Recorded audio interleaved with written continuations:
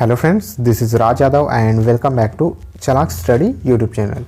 दोस्तों, आज के इस वीडियो में हम लोग सीडीपी स्टार्ट कर रहे हैं। अपने सीडीपी के क्लास को हम लोग पर डे कंटिन्यू करेंगे और हर रोज़ एक नया चैप्टर देखेंगे। तो आज से पहला क्लास स्टार्ट है। ये जो है फर्स्ट क्लास है और इस क्लास में हम लोग क्या पढ़ेंगे? हम लोग पढ़ेंगे विकास की अवधारणा एवं इसका अधिगम से संबंध।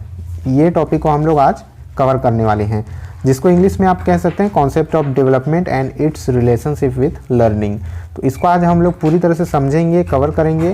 सबसे पहले हम लोग समझेंगे विकास क्या होता है, उसकी अवधारणा देखेंगे और इसके बाद हम लोग देखेंगे कि अधिगम क्या होता है और इन दोनों का रिलेशन हम लोग को बताना है कि अधिगम और विकास किस तरह से एक दूसरे से इंटर रिलेटेड हैं। तो चलिए दोस्तों, आज के इस क्लास को हम लोग स्टार्ट करते हैं। दोस्तों, आगे बढ़ने से पहले एक काम आपको करना होगा, टेलीग्राम चैनल जरूर ज्वाइन कर लीजिएगा। वहाँ पर मैं इंपॉर्टेंट पीडीएफ और इम्पोर्टेंट सूचनाएं जो है रेगुलर अपलोड करता रहता हूँ।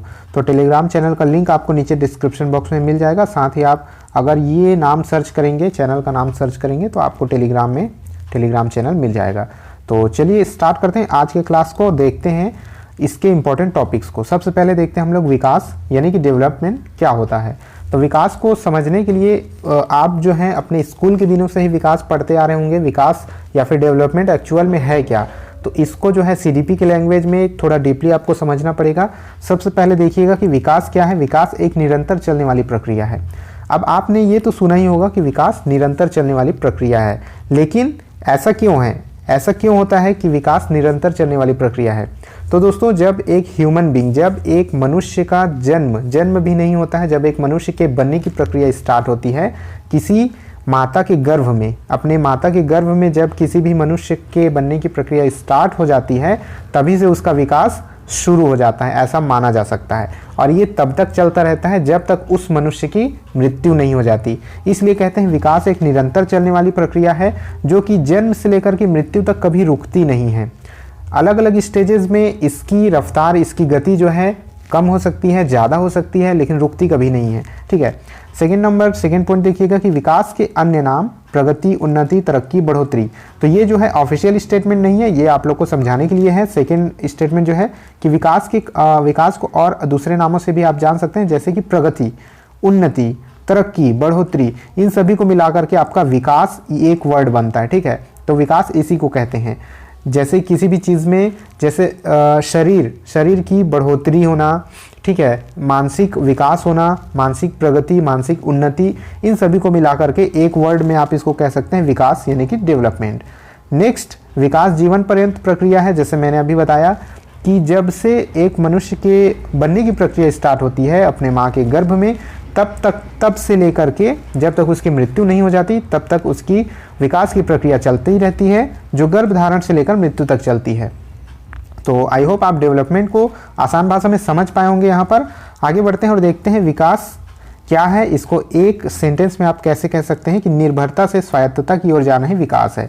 यानी कि अगर कोई डेवलप कर रहा है, अगर कोई डेवलपमेंट किसी चीज़ में हो रही है, तो जाहिर सी बात है वो निर्भरता से स्वायत्तता की ओर जाएगा, डिपेंडेंसी टू ऑटोनोमी जिसको कहते हैं। तो अगर एक बच्चा निर्भरता से स्वायत्तता की ओर जाती है, कहने का ये मतलब है कि जब बच्चा एक छोटा होता है तो वो किसी न किसी पर निर्भर होता है, अपनी माँ पर, अपने फैमिली मेम्बर्स पर और अपने भाई बहनों पर निर्भर होता है। जब बच्चा बिल्कुल ही छोटा होता है तो वो पूरी तरह से अपनी माँ पर निर्भर होता है, अपनी माता पर निर्भर होता है। लेकिन धीरे धीरे जैसे जैसे वो बड़ा होता जाता है तो वह स्वायत्तता की ओर आगे बढ़ता है, स्वायत्त होता जाता है, यानी कि कुछ काम अपने आप करने लगता है। जैसे कि जब बच्चा बिल्कुल छोटा होता है तो उसके बिना कहे उसकी माता उसको दूध पिलाती है, उसको खाना खिलाती है, क्योंकि उसकी माँ को ये समझ में आ जाता है कि उसका बच्चा भूखा है। लेकिन जब वह धीरे धीरे बड़ा होने लगता है तो खुद से कहने लगता है कि मुझे भूख लग रही है, मुझे खाना चाहिए, इस तरह से। तो निर्भरता से स्वायत्तता की ओर जाना ही डेवलपमेंट है, विकास है। आगे बढ़ते हैं दोस्तों, अगर आप C-TET में 130 प्लस नंबर लेकर के आना चाहते हैं और अपनी तैयारियों को और भी बेहतरीन करना चाहते हैं, तो चक्षु प्रकाशन आप लोगों के लिए C-TET की एक बेस्ट बुक लेकर के आया है, जिसको पढ़ करके आप 100% 130 से भी ज़्यादा नंबर लेकर के आ सकते हैं। दोस्तों अगर इसके कंटेंट की बात करें तो यहाँ पर आप विषय सूची में देख पाएंगे कि सारे सब्जेक्ट्स यहाँ पर बिल्कुल एक ही जगह पर कवर किए हुए हैं, जैसे कि बाल विकास और अध्यापन कला, इसके अलावा लैंग्वेज 1, लैंग्वेज 2 और मैथमेटिक्स और पर्यावरण के कंटेंट और जो पेडागोजी होते हैं वो सारी चीज़ें एक ही जगह पर आपको मिल जाएंगी। इसके अदर बुक की बात करें तो सेपरेट बुक आपको अगर लेना है तो बाल विकास एवं शिक्षा शास्त्र है, हिंदी, संस्कृत, इंग्लिश, पर्यावरण, मैथमेटिक्स के आपको सेपरेट बुक मिल जाएंगे। और इसके अलावा C-TET के जो प्रैक्टिस सेट्स होते हैं वो भी आपको इस पब्लिकेशन से अवेलेबल हो जाएंगे। दोस्तों अगर आप ऑनलाइन ऑर्डर करना चाहते हैं तो यहाँ पर देख पाएंगे इसको फ्लिपकार्ट, अमेजॉन और स्नैपडील से आप ऑनलाइन ऑर्डर कर सकते हैं। डिस्क्रिप्शन बॉक्स में आपको लिंक मिल जाएगी, वहाँ पर से सीधे आप क्लिक करके अपने बुक को ऑर्डर कर सकते हैं। नेक्स्ट टॉपिक है विकास के क्षेत्र यानी कि डोमेन्स ऑफ डेवलपमेंट। ये काफ़ी इंपॉर्टेंट है, अक्सर क्वेश्चन इन्हीं में से बन जाता है। तो डोमेन्स ऑफ डेवलपमेंट देखते हैं यहाँ पर डोमेन्स ऑफ डेवलपमेंट है क्या। तो दोस्तों यहाँ पर मैंने यहाँ पर 3 मेंशन किया हुआ है, नंबर 1, नंबर 2 और नंबर 3। तो विकास के जो क्षेत्र हैं मेनली यानी मुख्य तौर पर 3 ही होते हैं जो मेन डोमेन्स हैं, ठीक है। मेन डोमेन्स जो हैं वो 3 ही होते हैं। सबसे पहला है शारीरिक विकास, सेकेंड में आता है आपका संज्ञानात्मक विकास और थर्ड में आता है आपका सामाजिक संवेगात्मक विकास। तो ये सामाजिक और संवेगात्मक आपस में जो है जुड़े हुए हैं इस नाम के साथ, जिसको आप इंग्लिश में कह सकते हैं physical development, cognitive development and socio emotional development, ठीक है। और भी जो आप लोगों ने बाकी के सुने होंगे जैसे कि लैंग्वेज डेवलपमेंट है, मॉरल डेवलपमेंट है, उसके अलावा पर्सनैलिटी डेवलपमेंट है, ये सभी इसके सब डोमेन्स हैं, ठीक है। इसके सब डोमेन्स हैं, इसके अंतर्गत आते हैं ये सब। जैसे कि मैंने यहाँ मेंशन भी किया हुआ है लैंग्वेज डेवलपमेंट जो है आपका कॉग्निटिव डेवलपमेंट के अंदर आता है।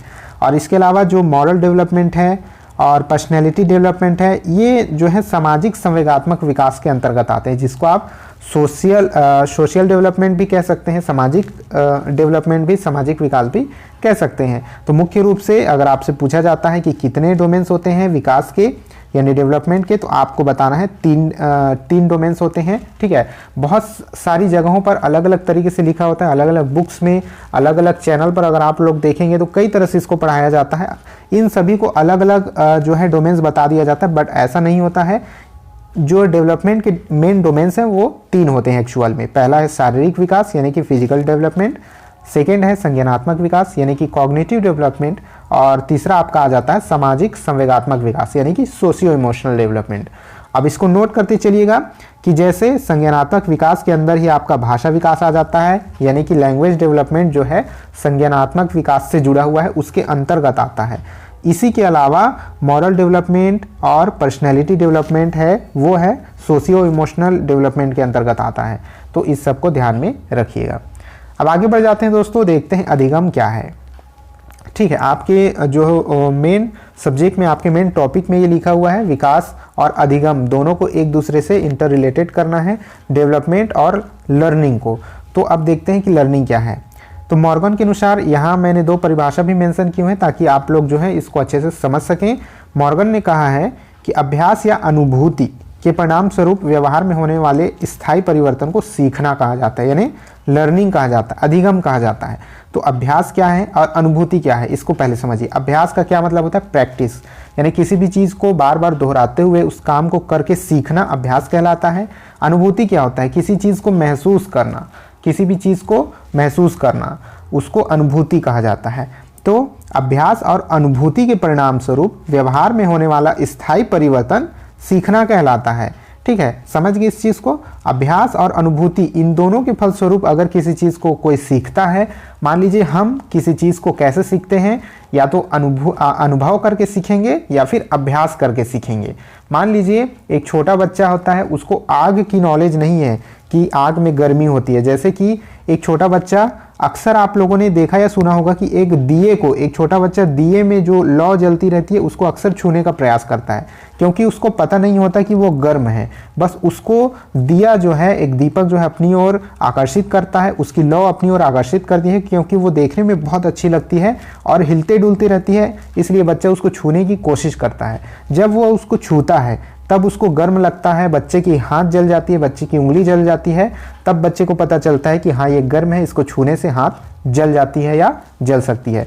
तो ये होता है अनुभव। तो अनुभव से बच्चे ने क्या सीखा? अनुभव से बच्चे ने ये सीखा कि दीपक की जो जलती हुई लौ है उससे बहुत ज़्यादा वो गर्म होता है, उससे हाथ जल सकता है। तो यही इसमें समझाया जा रहा है कि या तो अभ्यास से या फिर अनुभूति से, यानी कि अनुभव से जब कुछ सीखते हैं हम लोग, जब स्थायी कुछ परिवर्तन होता है हमारे दिमाग में उस वस्तु के बारे में, उसको हम कहते हैं सीखना। नेक्स्ट है रिली एंड रिलैक्स ने भी यही कहा हुआ है, थोड़े से उसके वर्ड बदल जाते हैं कि अभ्यास तथा अनुभूति से व्यवहार में धारण योग्य परिवर्तन को सीखना कहा जाता है।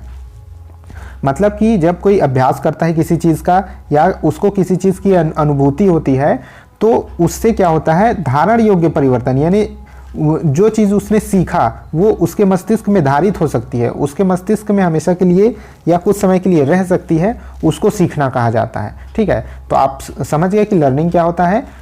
अभ्यास और अनुभूति के फलस्वरूप अगर कोई चीज़ स्थायी रूप से हमारे दिमाग में परिवर्तन कर देती है किसी चीज़ के बारे में, तो वो सीखना कहलाता है, वो लर्निंग कहलाता है। आगे बढ़ जाते हैं, निष्कर्ष क्या निकला अभी जो हम लोगों ने पढ़ा या सीखा, उसका निष्कर्ष क्या निकला कि सीखना व्यवहार में परिवर्तन को कहा जाता है।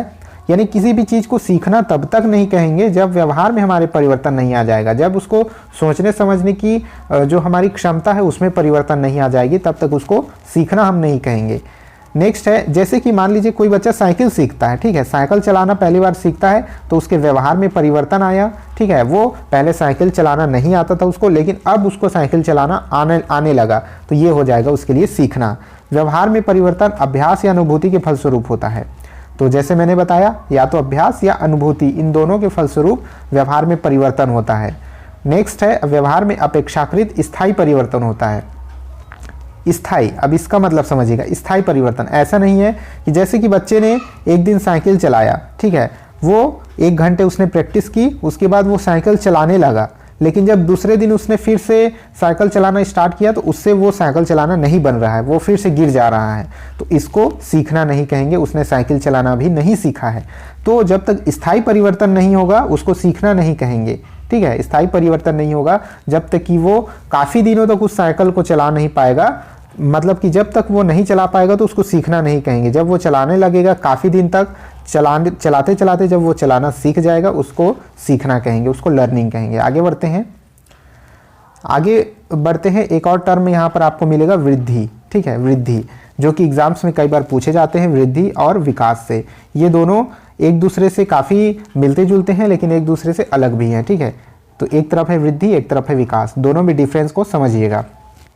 वृद्धि क्या होता है दोस्तों? वृद्धि और विकास को एक वर्ड में आप ये कह सकते हैं कि वृद्धि जो है शारीरिक रूप का होता है, ठीक है, और विकास जो होता है एक मनुष्य के हर एक पक्ष का होता है, चाहे वो शारीरिक है, चाहे उसका मानसिक है, किसी भी जो भी इंसान के अलग अलग जो पक्ष होते हैं सभी को मिला जुला करके विकास कहा जाता है। ठीक है, उसकी तरक्की को विकास कहेंगे। लेकिन वृद्धि क्या होता है? वृद्धि सिर्फ उसके शरीर का होता है। तो ग्रोथ और डेवलपमेंट में यही अंतर होता है, समझिएगा इसको। परिमाणात्मक यानी कि ग्रोथ जो होता है क्वांटिटेटिव होता है, ठीक है, क्वांटिटेटिव होता है, परिमाण उसको नापा जा सकता है। उसी तरह दूसरी तरफ क्या है, डेवलपमेंट जो है गुणात्मक होता है, किसी भी चीज़ के क्वालिटी का विकास, किसी भी चीज़ के क्वालिटी की तरक्की होना, क्वालिटी में बदलाव होना, उसको विकास कहेंगे।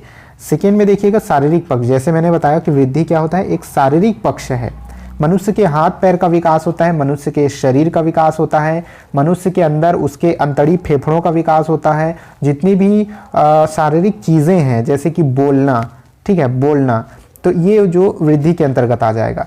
लेकिन डेवलपमेंट में क्या आता है? शारीरिक, संज्ञानात्मक, भाषा, संवेग, सामाजिक, सभी चीज़ों को मिलाकर के एक मनुष्य का जो विकास होता है उसको डेवलपमेंट कहते हैं। जैसे उसके शरीर का भी विकास होता है, उसके संज्ञान का भी विकास होता है। संज्ञान का मतलब आपने बीएड में पढ़ा होगा, संज्ञान यानी कि संज्ञानात्मक उसका विकास होता है। कॉग्निटिव डेवलपमेंट, कॉग्निटिव कॉग्निशन से बना हुआ है, तो आपने कॉग्निशन के बारे में, संज्ञान के बारे में अपने बीएड की कक्षाओं में जरूर पढ़ा होगा। ठीक है, तो उसके संज्ञान का विकास प्लस उसके भाषा का विकास, उसके संवेगों का विकास, उसके हंसी खुशी गुस्सा, ये सभी चीज़ों का जब विकास होता है, और सामाजिक जैसे कि नैतिक मूल्यों का उसका विकास होता है, सभी को मिला जुला करके उसका डेवलपमेंट का पक्ष बनता है। नेक्स्ट है लंबाई, वजन शारीरिक बदलाव तक सीमित है। जो ये ग्रोथ होता है वो उसके शरीर की लंबाई, वजन, शारीरिक बदलाव, इन सभी तक ही सीमित होता है। दूसरी तरफ डेवलपमेंट सभी प्रकार के बदलाव को शामिल करता है अपने आप में, ठीक है। उसके बाद है नेक्स्ट, ये एक समय के बाद रुक जाता है। ये जो ग्रोथ है एक समय के बाद रुक जाता है। जैसे कि मान लीजिए कि जितने भी कैंडिडेट यहाँ बीएड किए हुए हैं और जो कैंडिडेट सीटेट की तैयारी कर रहे हैं या फिर सीटेट क्लियर करने के बाद अपने टीचिंग एग्जाम्स की तैयारी कर रहे हैं, तो ऐसे लोग उम्र के उस पड़ाव पर हैं जब उनकी हाइट बढ़नी रुक जाती है, ठीक है।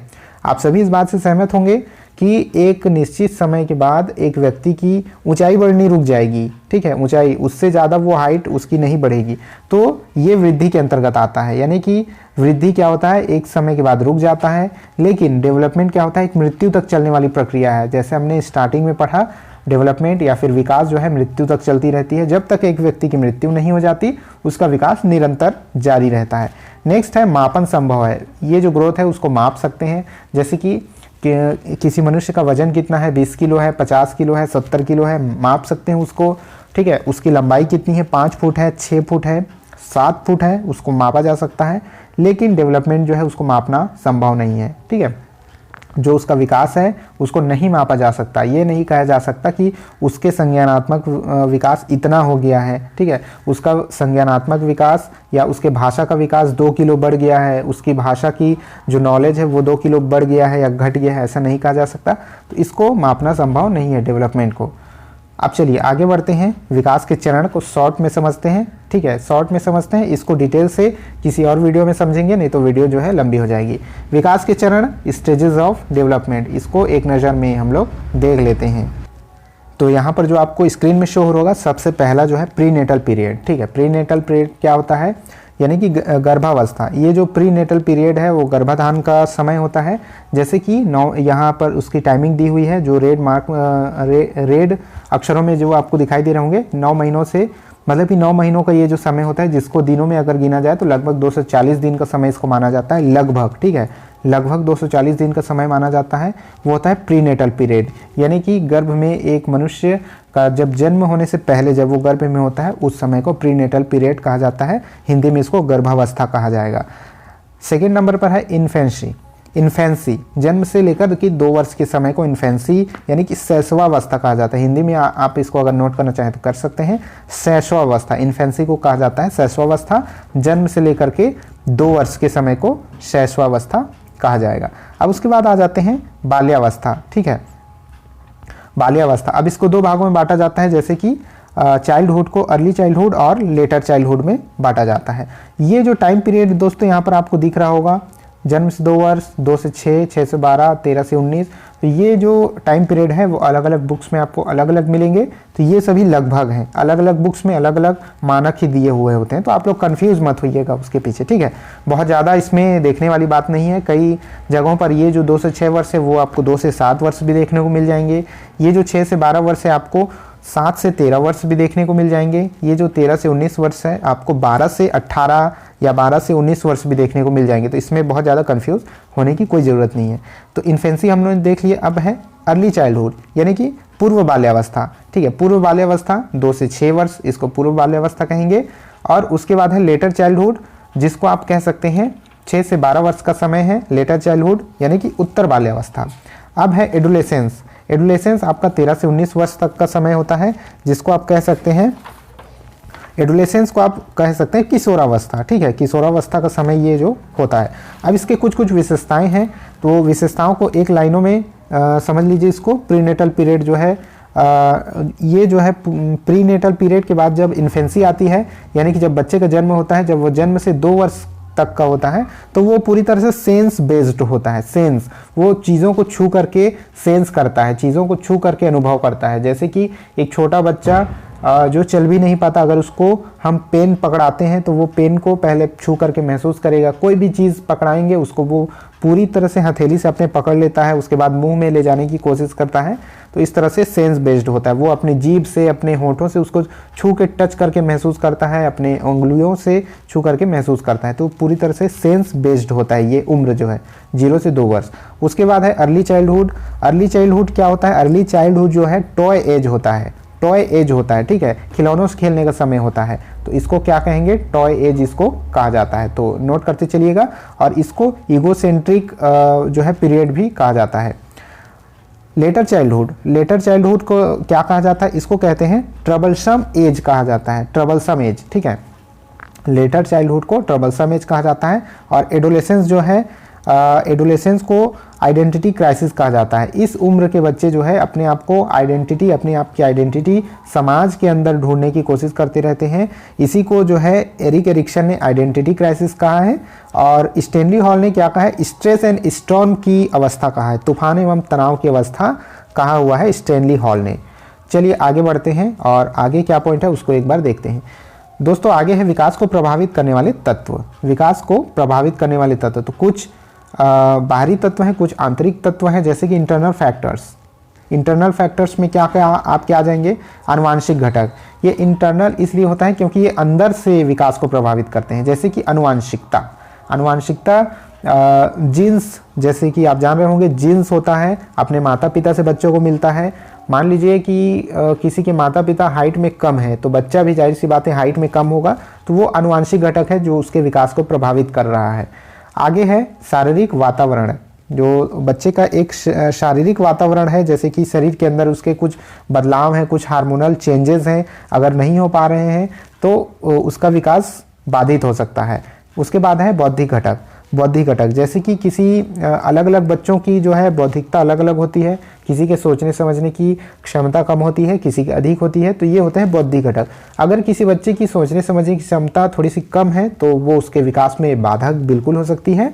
आगे है संवेगात्मक घटक, तो बिल्कुल बौद्धिक घटक की तरह ही संवेगात्मक घटक भी होता है जो कि किसी बच्चे के विकास को प्रभावित करता है। अगर कोई संवेगात्मक रूप से अस्थिर है, कोई बालक संवेगात्मक रूप से स्थिर नहीं है, नॉर्मल नहीं है, तो वो उसके विकास को प्रभावित करेगा। सामाजिक प्रकृति यानी कि कोई बालक सामाजिक रूप से किस तरह से है, वो अपने समाज में, अपने आस पड़ोस में किस तरह से घुलता मिलता है, या अकेला रहना पसंद करता है, या फिर अपने दोस्त यार, अपने आस पड़ोसों से, अपने रिश्तेदारों से घुलना मिलना पसंद करता है। ये चीज़ें भी जो है उसके विकास को प्रभावित करती हैं। अब चलिए आगे बढ़ते हैं और देखते हैं एक्सटर्नल फैक्टर्स। तो यहाँ पर आपको एक्सटर्नल फैक्टर्स दिए गए हैं, ऐसी चीज़ें जो बाहर से विकास को प्रभावित करती हैं, जैसे कि माँ के गर्भ का वातावरण। जब एक बच्चा पैदा नहीं हुआ होता है, वो अपने माँ के गर्भ में होता है, तो उसके माँ के गर्भ का जो वातावरण होता है, उसको गर्भ के अंदर कैसी टेम्परेचर कैसा मिल रहा है, पोषण कैसा मिल रहा है, ये सभी चीज़ें बच्चे के विकास को प्रभावित करती हैं। उसके बाद है गर्भावस्था के दौरान माँ का शारीरिक एवं मानसिक स्वास्थ्य, यानी कि गर्भावस्था के दौरान अगर माँ जो है शारीरिक रूप से स्वस्थ है, मानसिक रूप से स्वस्थ है, तो बच्चे का विकास अच्छा होता है, नॉर्मल होता है। लेकिन अगर गर्भावस्था के दौरान माँ जो है शारीरिक रूप से कमज़ोर है, मानसिक रूप से कमज़ोर है, उसको कोई तनाव है, कुछ मानसिक पीड़ा है, तो बच्चे का विकास ऑब्वियसली जो है प्रभावित होता है। नेक्स्ट है सिंगल या जुड़वा बच्चे। अगर ये भी चीज़ें बच्चे के विकास को प्रभावित करती हैं कि गर्भाधान में, यानी कि गर्भावस्था में जो है सिंगल या जुड़वा बच्चा में है, गर्भ के अंदर जो है बच्चा सिंगल या जुड़वा है। जुड़वा बच्चे होने पर थोड़ी सी चीज़ें क्रिटिकल हो सकती हैं, ठीक है। और इसके अलावा नेक्स्ट है पोषण की क्वालिटी और क्वांटिटी, यानी कि जब एक बच्चा गर्भ के अंदर है तो उसको पोषण किस तरह से मिल रहा है, उसकी क्या क्वालिटी है, वो अच्छे क्वालिटी की पोषण उसको मिल रही है या फिर उसकी क्वालिटी अच्छी नहीं है, क्वांटिटी ठीक है कि क्वांटिटी भी कम है, तो ये भी चीज़ें जो है विकास को प्रभावित करती हैं। गर्भावस्था के समय दुर्घटना, अगर गर्भावस्था के समय माता का कोई दुर्घटना हो जाता है, कोई एक्सीडेंट हो जाता है, ये चीज़ें भी जो है बच्चे के विकास को प्रभावित करती हैं, ठीक है।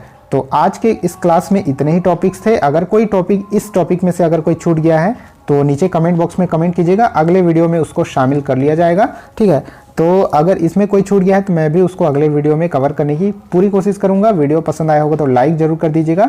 चैनल पर नए हैं तो जल्दी से चैनल को सब्सक्राइब करके रख लीजिए, क्योंकि ये क्लास अब रेगुलर चलेगी। मैं कोशिश करूँगा कि डेली बेसिस पर एक एक टॉपिक कवर करते हुए चलें। तो चलिए ठीक है, थैंक्स फॉर वॉचिंग। इस वीडियो में इतना ही था, मिलते हैं नेक्स्ट वीडियो में, तब तक के लिए जय हिंद।